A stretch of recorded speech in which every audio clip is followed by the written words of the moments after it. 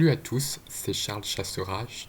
Je refais un nouveau point météo ce 2 mai 2025 à 15h53 pour vous parler de l'agitation orageuse qui va monter dans les tours ces prochains jours. Donc les températures sont déjà à des niveaux exceptionnellement élevés pour un mois de mai. Le 30 avril, j'aurai eu 28 degrés l'après-midi. C'est pas redescendu en dessous de 12,6 degrés pour le 1er mai. Puis ensuite, le 1er mai, j'ai eu mes 30 degrés, en tout cas pour ce qui est de chez moi. Un endroit où on n'a pas de station. Donc j'ai eu tout juste 30 à l'ombre. Au soleil, il faisait bien plus chaud. Ensuite, c'est redescendu à 12 degrés 6. Et là, ça remonte déjà à 28, 29 degrés. Donc on va voir à combien ça va monter. Donc c'est pas une canicule puisque on est bien loin de ça, mais les températures déjà là sur les stations sont déjà très élevées, comme à Paris, on a déjà presque 28 degrés, et ça c'était qu'à 15 heures qu'ils ont fait ce relevé. Donc moi j'avais déjà 28 degrés à l'approche de 15h30, et ça devrait encore monter peut-être jusqu'à 17h. Donc des températures exceptionnelles pour un début de mois de mai.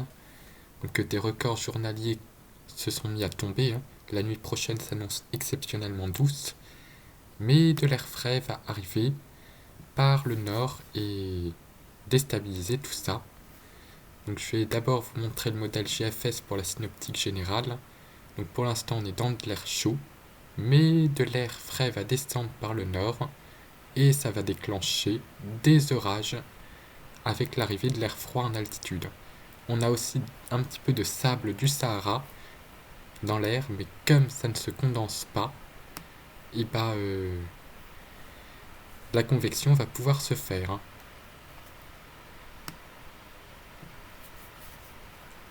Donc j'aurais bien eu 30 degrés chez moi pour le 1er mai, qu'on le voit là, à la Master qui atteint 12-13 degrés à 850 hectopascales, qu'une Master digne d'un plein été. Même en plein été, elle devrait être à 10-11 degrés, en plein mois de juillet, donc c'est vraiment une masse d'air bien estivale qui envahit la France.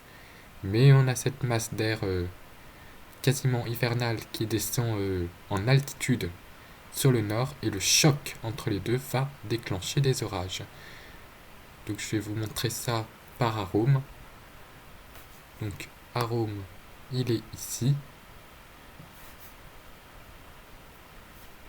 Donc là c'est son système. Donc ici c'est les précipitations qu'il prévoit. Donc là, vendredi 2 mai, c'est encore assez calme. Mais on a déjà des orages qui éclatent sur le sud-ouest en fin d'après-midi, de gros orages quand même. Il y a déjà une alerte jaune. Et ensuite, le temps va commencer à s'instabiliser dès le matin vers la Normandie et le Pas-de-Calais. Et puis ensuite, hop là, de gros orages qui vont, avec la compression des deux masses d'air, pouvoir éclater en soirée sur le nord de l'île de France. On en a d'autres en Bourgogne, vers la Saône-et-Loire qui éclatent. Puis ensuite ça continue vers les Alpes et le front se réactive à nouveau un petit peu plus au sud en matinée. Et on voit bien le flux de nord. Donc vous allez voir ces températures et ce flux de nord qui va arriver. Donc voilà les températures à 2 mètres. Donc mis à part sur les plages, on a une brise marine assez importante qui fait que les températures n'arrivent pas à progresser et que le ciel est tout gris à cause des brumes de mer. Dans les terres, c'est pas le cas. Il fait bien chaud. Donc la douceur va même se maintenir dans la nuit. Chose assez incroyable. Qu'une nuit presque tropicale.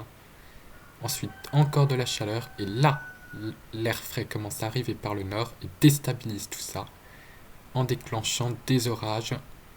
Et puis là, on a le flux de nord qui va commencer à faire bien baisser les températures par le nord. Avec sous la perturbation même 10-11 degrés vers 11h midi. Donc c'est vraiment un gros changement.